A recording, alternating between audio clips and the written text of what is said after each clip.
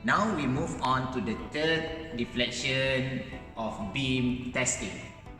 So in terms of the apparatus, this apparatus it is slightly different to the shear and bending moment apparatus.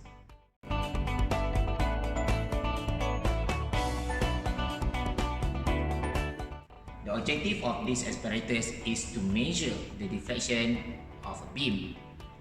For this testing, we have 3 samples. As what you can see here, we have aluminum samples, we have steel samples, and also we have a brass samples. The total length of these samples is about 650 mm. For this E-lab, what should you do? You need to choose 1 samples. Whether you like to choose for aluminum, steel, or brass, it's up to you. For our exercise today, we will try to use the aluminum. So what should you do with these samples? So these samples we will test for the deflection. As what you already learned in mechanics of material course, in order to find the deflection for a flexural member, you can use 3 methods. The first one is double integration method, Macaulay function, and moment area method. So for our testing today, we would like to measure the deflection by using laboratory work. What you can see here, based on this schematic diagram, you need to arrange this schematic diagram for this laboratory like this.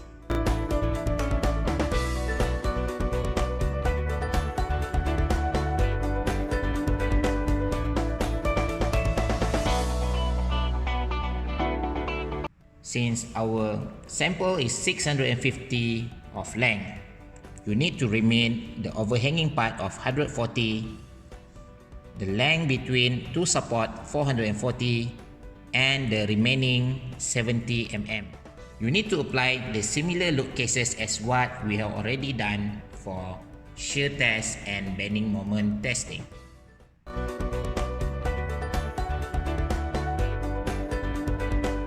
As what you can see here, so this is a sample that you need to attach to the support.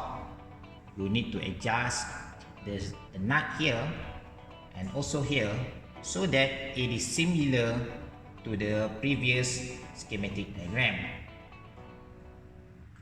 As what we can see from this diagram, the support should be 140 from the tips of the overhanging, and then another 440 to the second support, meaning that the total up for this length is 140 mm plus 440 mm equivalent to 580.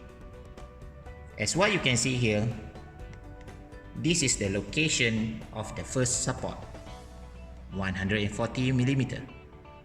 The second location for the second support is 580 mm.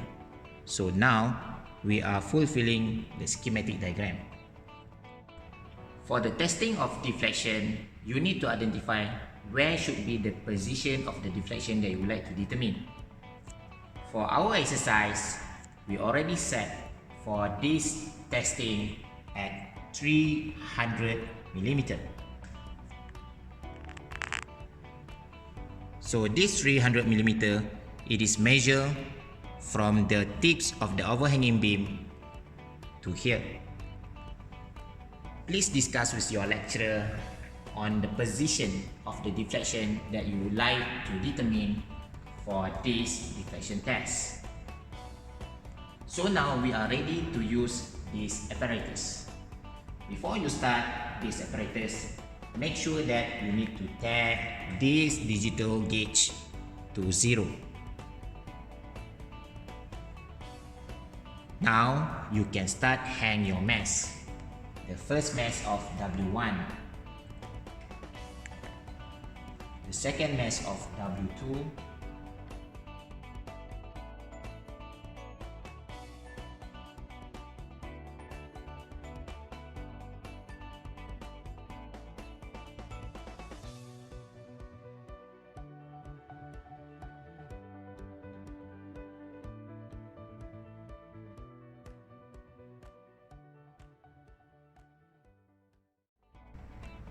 Basically, we already done for the third laboratory testing of deflection beam.